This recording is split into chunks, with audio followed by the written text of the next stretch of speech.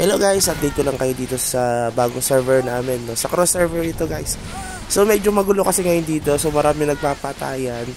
So mahirap mag red boss. Okay, yan yung kinagandahan rin naman sa bagong ewan ko kung advantage or disadvantage ito sa mga bagong merges na servers, no? Merge na servers.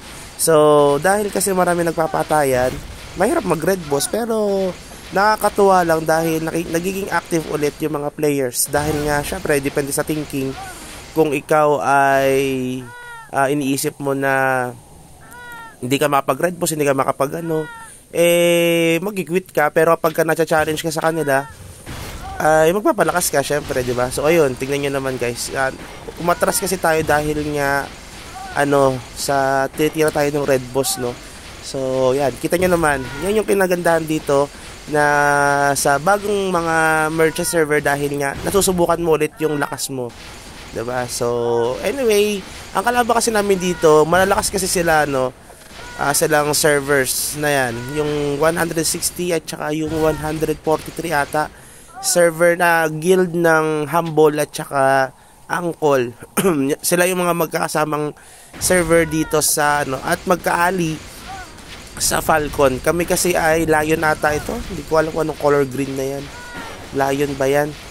So, ayan yung namin, yung aming ali, no? So, sila naman yung Falcon na kalaban namin.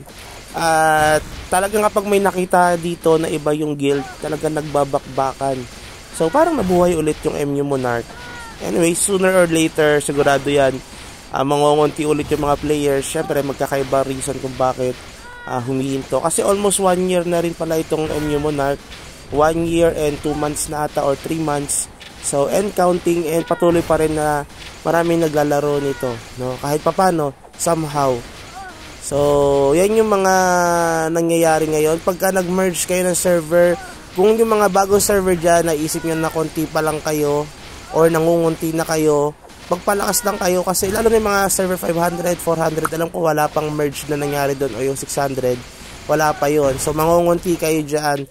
Pagdating ng mga ilang araw, ang mangyayari nyan, yun na, pagka nagkaroon na ng nabawasan kayo, magma-merge na kayo, then doon yung makikita na mas marami pang malalakas na character, mas marami pang malalakas na mga players, diba? So ayan, so ginawa natin, i-off natin yung ating PK dahil yung ating PvP challenge, kasi ayaw niya na daw, no? Kasi siya naman nagsisimula, di ba? Siguro nakita niya na mas malakas tayo sa kanya, ayun, ayaw niya na, hindi na siya sumubok sa atin. Okay, ang dami, di ba? Ang dami mga magkakaibang server dito na talagang macha-challenge ka eh. Kung ikaw ay medyo mahina-hina dito at ayaw mo makipagbakbakan, yun naman talaga ang reason kung bakit may MU Monarch, diba? Or yung purpose nitong level up games, para to gauge your character, syempre sa way kung paano kayo mag-build. So yun lang, and have a good day. Bye-bye!